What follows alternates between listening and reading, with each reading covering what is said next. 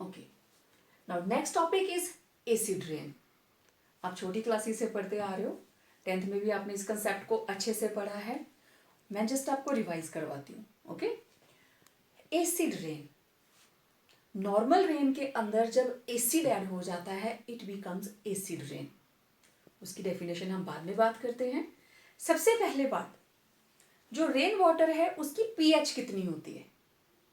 जब नॉर्मल बारिश होती है तो उसकी पीएच कितनी होती है।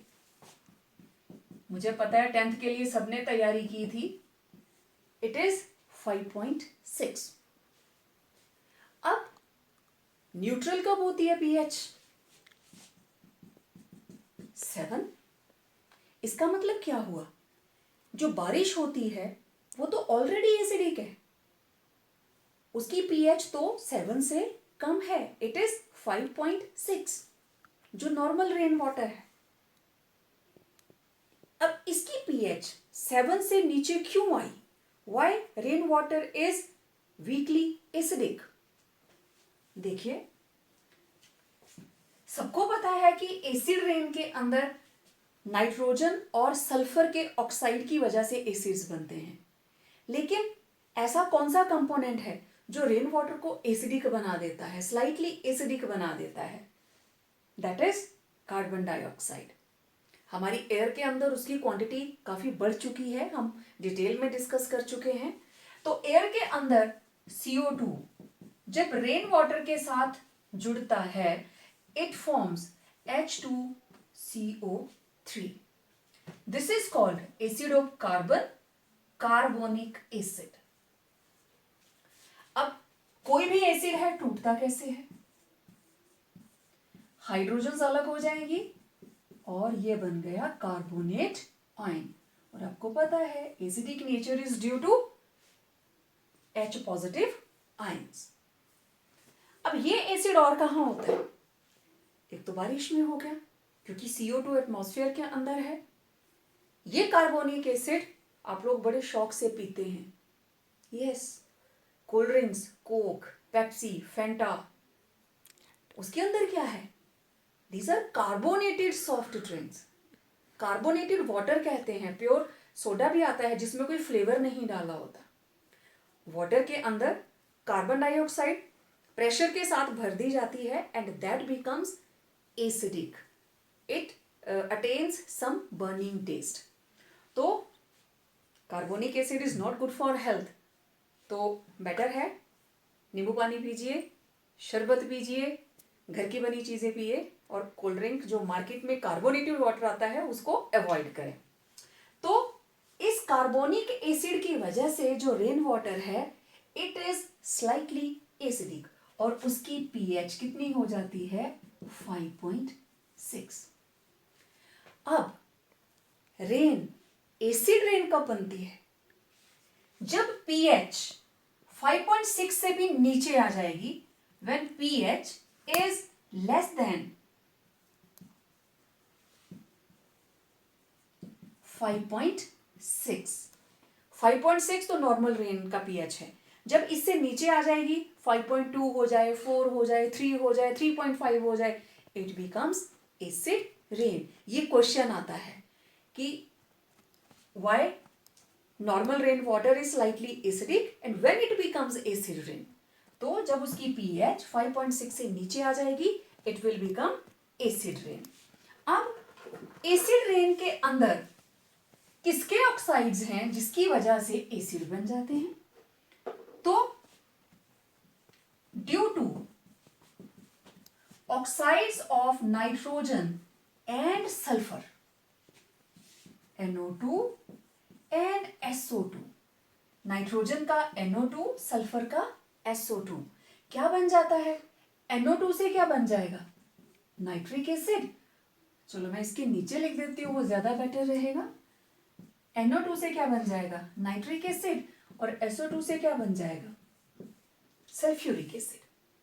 अब ऐसा नहीं है कि हर जगह भी दोनों इकट्ठे ही होंगे। डिपेंड करता है कि किस एरिया में कौन सी इंडस्ट्री है। क्या वहां पे कोई खाद बनाने की फैक्ट्री है? खाद बनाने की फैक्ट्री है तो वहां पे नाइट्रोजनस कंपाउंड्स होंगे। क्या वहां पे कोई पेपर इंडस्ट्री है? पेपर इंडस्ट्री है तो वहां से H2S गैस निकलेगी जो एकदम से ऑक्सीडाइज होगी और SO2 बना लेगी।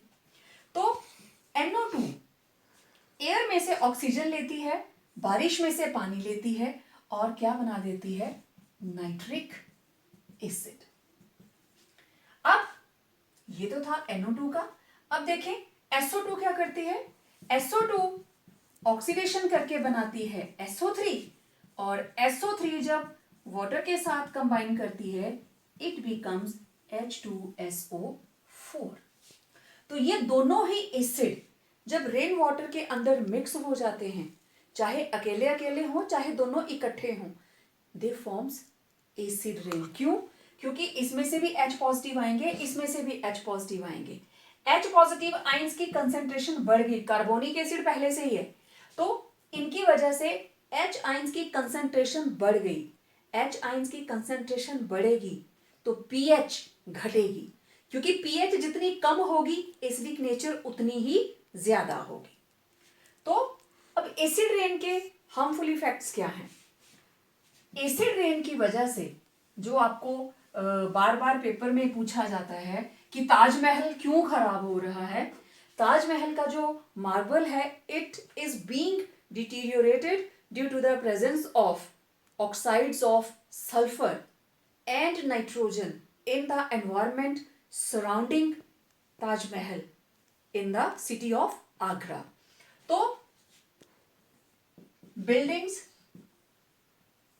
मॉन्यूमेंट्स, सब कुछ इसमें आ जाता है मेड अप ऑफ मार्बल। तो मार्बल या लाइमस्टोन, इनके जितने भी बिल्डिंग्स हैं, मॉन्यूमेंट्स हैं, इनके ऊपर जब एसिड रेन गिरती है what happens, they get corroded. और आपको एग्जांपल भी याद होगी, मैं पहले बता चुकी हूं आपको, ये बन जाता है calcium sulphate, carbon dioxide is released and water. तो मार्बल खराब होना शुरू हो जाता है, कोरोड होना शुरू हो जाता है। देन एसिड रेन अगर प्लांट्स के ऊपर गिरती है तो प्लांट्स की लीव्स खराब होंगी, प्लांट्स की ग्रोथ हेल्ड अप होगी, उसका भी नुकसान होगा। अगर सॉइल के ऊपर गिरती है, सॉइल की क्वालिटी खराब करती है, ठीक है। और अगर ये लेक के वाटर के अंदर जाती है, फ्रेश वाटर कोई लेक है उसके अंदर मिक्स हो जाती है, तो लेक के अंदर aquatic life it will be highly affected. अगर उसमें फिश हैं, फ्रॉग्स हैं, जो भी उसमें एनिमल्स होंगे वो तो नॉर्मल वाटर के अंदर रहना सीखे होते हैं और उसमें जब एसिड मिक्स हो जाएगा it will be hazardous for them. तो एसिड रेन आप लोगों ने अच्छे से समझ ली होगी। Next, ozone layer depletion.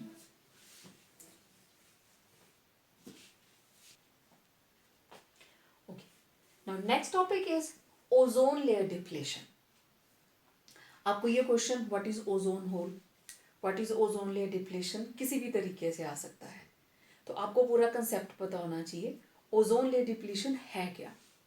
देखिए ओजोन क्या है, आप इसको लिखते हैं O3। It is an allotrope of oxygen. Allotrope of oxygen दो फॉर्म्स में एग्जिस्ट करती है, O2 molecular oxygen and O3 ozone. कहाँ है ये? अर्थ से हम ऊपर की तरफ को जाएं ऑल्टीट्यूड पे तो 15 to 25 किलोमीटर्स के बीच ओजोन का ब्लैंकेट है। हमारी पूरी अर्थ को चारों तरफ से इसने घेर के रखा हुआ है। तो ये 15 से 25 किलोमीटर के बीच में वो ब्लैंकेट है। ओजोन की वो कंडेंस्ड लेयर है जो सन से आने वाली हार्मफुल अल्ट्रावायलेट रेडिएशंस को अपने ऊपर ही रोक लेती है और उस ब्लैंकेट से नीचे नहीं आने देती। It is acting like an umbrella.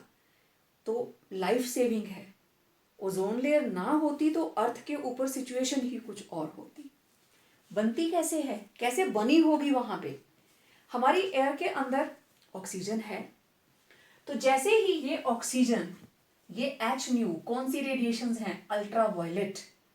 Ultraviolet radiations की प्रेजेंस में ऑक्सीजन दो अलग अलग एटम्स में टूट गई। अब आप लोगों को सबको पता है it is called active oxygen. Active oxygen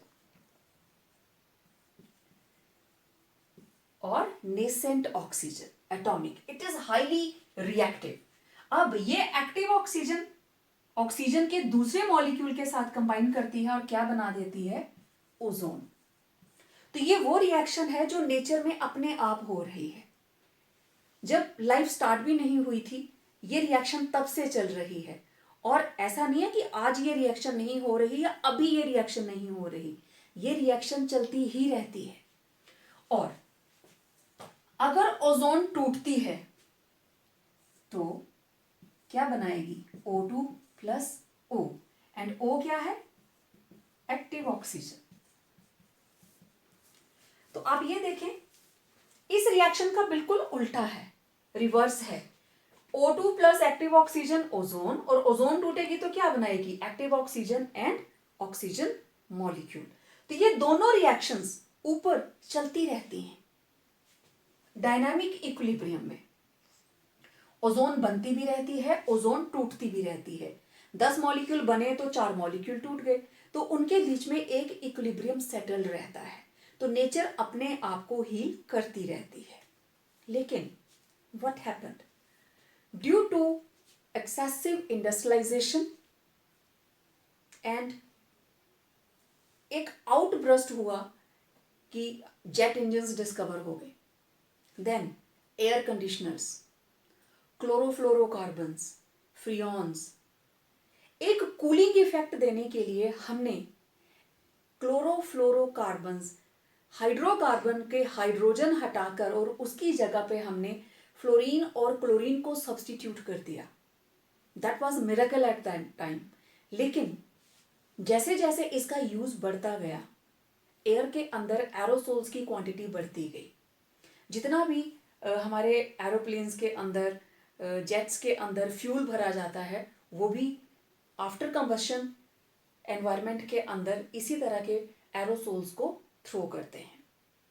तो अल्टीमेटली ये कहाँ जाएंगे, स्ट्रेटोस्फीयर के अंदर। ओजोन लेयर आप सबको पता है स्ट्रेटोस्फीयर के अंदर होती है, और वहां जाकर ये किस तरीके से रिएक्ट करते हैं ओजोन लेयर के साथ।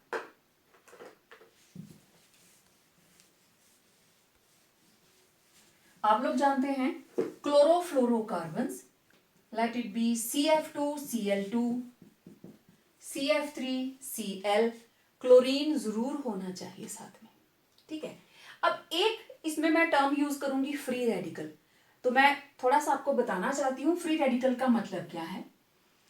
आप सबको पता है, चलो मैं हाइड्रोजन का एग्जांपल लेती हूं। हाइड्रोजन हाइड्रोजन सिंगल बॉन्ड कैसे बना, दोनों ने एक एक इलेक्ट्रॉन शेयर किया। मैं आपका 10th का ही रिवाइज करा रही हूं। मान लीजिए मैंने इसको होमोलिटिकली तोड़ दिया, तो एक हाइड्रोजन भी अपना इलेक्ट्रॉन लेके अलग हो गई और दूसरी हाइड्रोजन भी अपना इलेक्ट्रॉन लेके अलग हो गई। अब ये जो दो स्पीशीज बनी है इनके ऊपर कोई चार्ज नहीं है, इसलिए हमने इसको बोल दिया फ्री रेडिकल, ठीक है। अगर ऐसा होता, मेरे पास था HCl, आपको पता है क्लोरीन की इलेक्ट्रोनेगेटिविटी ज्यादा रहती है। इस केस में ये जो दोनों इलेक्ट्रॉन हैं ये क्लोरीन के ज्यादा नजदीक हैं क्योंकि इसकी इलेक्ट्रोनेगेटिविटी ज्यादा है। ये ऐसे टूटेगा, H पॉजिटिव Cl नेगेटिव, तो ये बना केटाइन और ये क्या बना, एनाइन। लेकिन अगर दो एटम्स होमोलिटिकली, होमो मतलब सेम तरीके से टूट रही हैं, अपना अपना इलेक्ट्रॉन लेके अलग हो जा रही हैं, तो सिर्फ अपना ही इलेक्ट्रॉन होगा। केटाइन कब बनता है, जब एक इलेक्ट्रॉन चला गया। एनाइन कैसे बना, क्लोरीन ने एक एक्स्ट्रा इलेक्ट्रॉन ले लिया। केटाइन और एनाइन में there is loss and gain of electron. लेकिन जब दो atoms specially in covalent bonds अपना अपना इलेक्ट्रॉन लेके अलग हो जाती हैं, they form free radical. Clear. तो अब देखिए यहां पे मेरे पास है CF2 Cl2, चलिए this is CF2 Cl2 in the presence of ultraviolet radiation. अब यहां क्या है, कार्बन के 4 बॉन्ड, 2 के साथ फ्लोरीन लगी है, 2 के साथ क्लोरीन लगी है। टूटना किसको है? क्लोरीन को। तो इस बॉन्ड के बीच में यहां से टूटा, मैं सेम इसी चीज को नीचे बनाने वाली हूं। तो ये बन गया सी के साथ कितने एफ हैं? 1 2, चलो मैं इसको ऐसे लिख देती हूँ, एफ एफ, इधर क्या है? सी एल, और इस कार्बन के ऊपर क्या आ गया? फ्री रेडिकल, अपना इलेक्ट्रॉन इसके पास, और इधर सी एल के पास अपना इलेक्ट्रॉन। तो ये भी क्या बना? फ्री रेडिकल, और ये भी क्या बना? Free radical. ये नहीं है, ये ऐसे पॉइंट लगाओ। अब देखो, इसको अगर मैं इस चीज को क्लोज करके लिखूं तो सी एफ के साथ, सी के साथ 2 एफ और 1 सी एल रह गया, और कार्बन के ऊपर फ्री रेडिकल, और इधर सी एल के ऊपर फ्री रेडिकल। ये मैंने आपको एक्सपेंडेड फॉर्म में लिख के बता दिया। CF2 Cl2, टोटल 4 कार्बन के, जब भी आप वैलेंसी कंप्लीट करते हैं 4 आप बॉन्ड्स बनाएंगे, 1 2 3 4, 2 फ्लोरीन्स और 2 क्लोरीन्स। एक टूटेगी इन द प्रेजेंस ऑफ कौन सी लाइट? Ultraviolet radiation. तो ये क्लोरोफ्लोरोकार्बन, क्लोरीन अपना इलेक्ट्रॉन लेके अलग हो गई, और ये वाले कार्बन के ऊपर अपना फ्री रेडिकल। तो इसको क्लोज करके कर दिया CF2Cl। अच्छा, अब मैं इसको डायरेक्ट लिख देती हूं, CF3Cl, अगेन अल्ट्रावायलेट रेडिएशन, ये बन जाएगा CF3 free radical plus Cl free radical. और काम इसने करना है, इसने काम करना है। कैसे? ये रही ओजोन, ये रहा क्लोरीन का फ्री रेडिकल। जैसे ही ये ओजोन लेयर के साथ रिएक्ट करेगा, ClO, इसमें से एक इलेक्ट्रॉन क्लोरीन का था और एक ऑक्सीजन का। अब ये पूरे का पूरा मॉलिक्यूल बन गया फ्री रेडिकल, और molecular oxygen is released. Next, अब ये वाला जो फ्री रेडिकल बना, ये एक्टिव ऑक्सीजन के साथ रिएक्ट करके ये दोनों जुड़ेंगे तो क्या बन जाएगा? O2। ये दोनों ने मिलकर बना लिया O2, और क्लोरीन के पास क्या रह गया? Free radical.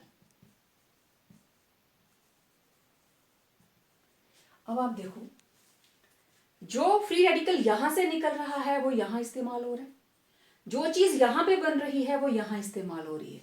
मतलब ये इधर जा रहा है और ये इधर आ रहा है। ये दोनों ही रिएक्शंस बार बार रिपीट होती हैं और पता नहीं कितने ओजोन के मॉलिक्यूल्स को खत्म कर देती हैं। और एक अगर हम थोड़ा सा आइडिया आपको मैं बताऊं, 1 मॉलिक्यूल CFC का एक molecule equal to 1 lakh ozone molecules. ये एक मॉलिक्यूल है, इसमें से सिर्फ एक Cl फ्री रेडिकल निकला, और उस एक फ्री रेडिकल की वजह से 1 lakh molecule of ozone are destroyed. तो आप अंदाजा लगा सकते हैं कि ये क्लोरोफ्लोरोकार्बन्स कितने ज्यादा हानिकारक हैं। हमें एयर कंडीशनर्स कम यूज करने चाहिए। रेफ्रिजरेशन वाली जितनी भी चीजें हैं वो सारी की सारी CFCs को रिलीज करती हैं। जितने भी हमारे एरोसोल्स हैं, इवन एरोसोल्स आप किसको बोलते हैं? आप स्प्रे नहीं करते हो, आर्टिफिशियल स्नो बनाते हो, उसमें एरोसोल्स रहते हैं। शेविंग क्रीम्स आती हैं जो ऑलरेडी पैक्ड उस तरीके से होती हैं, जैसे उनको एयर के कांटेक्ट में आते हैं तो वो अपने आप झाग बन जाती है, ब्रश के साथ उसको मिक्स नहीं करना पड़ता, उसके अंदर क्लोरोफ्लोरोकार्बन्स होते हैं। तो इंडिया में अभी तक क्लोरोफ्लोरोकार्बन्स यूज हो रहे हैं। कुछ हमारी जो फॉरेन कंट्रीज हैं उनके प्रोडक्ट्स के ऊपर स्पेशली लिख के आता है, स्पेशली इनके लिए जो शेविंग क्रीम्स रहती हैं, इनकी एरोसोल्स रहती हैं, कि अब वो क्लोरोफ्लोरोकार्बन यूज नहीं कर रहे हैं, दे आर यूजिंग PFCs, पर फ्लोरोकार्बन। उन्होंने क्लोरीन को बिल्कुल ही हटा दिया, सारे के सारे फ्लोरीन्स लगा दिए, एरोसोल क्वालिटी वही की वही रखी, दे आर यूजिंग पर फ्लोरोकार्बन। तो अब इस पे काम हो रहा है कि क्लोरोफ्लोरोकार्बन को किसी तरीके से पर फ्लोरोकार्बन से रिप्लेस किया जाए, लेकिन अभी इंडिया में ये टेक्नोलॉजी फॉलो नहीं की जा रही। इसकी वजह से, अब आप फिर से एक बार देख लीजिए, chlorofluorocarbon in the presence of ultraviolet radiation free radical बनाता है और ये फ्री रेडिकल ओजोन के साथ रिएक्ट करके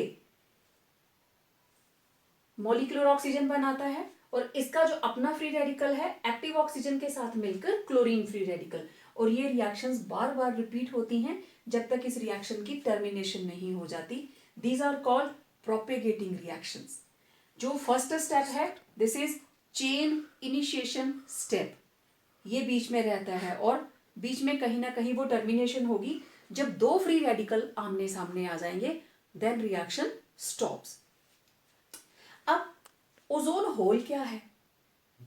ऐसा नहीं है कि आपने अम्ब्रेला लिया और उसमें ऐसे मान लो कोई नुकीली चीज मारेंगे तो उसमें सुराख हो जाएगा. एक्चुअली जिस जगह पे ओजोन बहुत ज्यादा यूज हो चुकी है दैट इज अंटार्कटिका, वहां पे थिनिंग हो गई है, जो ओजोन लेयर की मोटाई है वो कम रह गई है, तो उसकी वजह से जो अल्ट्रावायलेट रेडिएशंस हैं वो अर्थ तक पहुंच जा रही हैं. तो that is called ozone hole और डिप्लीशन ऑफ ओजोन लेयर. तो इसकी वजह से सबसे ज्यादा नुकसान क्या है? Skin cancer. स्किन कैंसर कब होता है? जब अल्ट्रावायलेट रेडिएशंस हमारी स्किन के अंदर डीएनए मॉलिक्यूल के साथ रिएक्ट करेंगे. तो आप लोग अंदाजा लगा सकते हैं कि अगर इसी तरीके से ओजोन लेयर डिप्लीट होती रही तो क्या क्या हो सकता है? अर्थ का टेम्परेचर बढ़ जाएगा, प्लांट्स की लाइफ अफेक्ट होगी क्योंकि प्लांट्स भी उस टेम्परेचर को डील नहीं कर पाएंगे. अल्ट्रावायलेट रेडिएशन प्लांट्स के बायोमोलिक्यूल्स को अफेक्ट करेंगी, उनकी प्रोटीन्स को स्पेशली. ह्यूमन बींग्स, एनिमल्स के अंदर नो डाउट जो हमारे बायोमोलिक्यूल्स हैं उनको तो इफेक्ट होगा ही होगा. It can lead to skin cancer.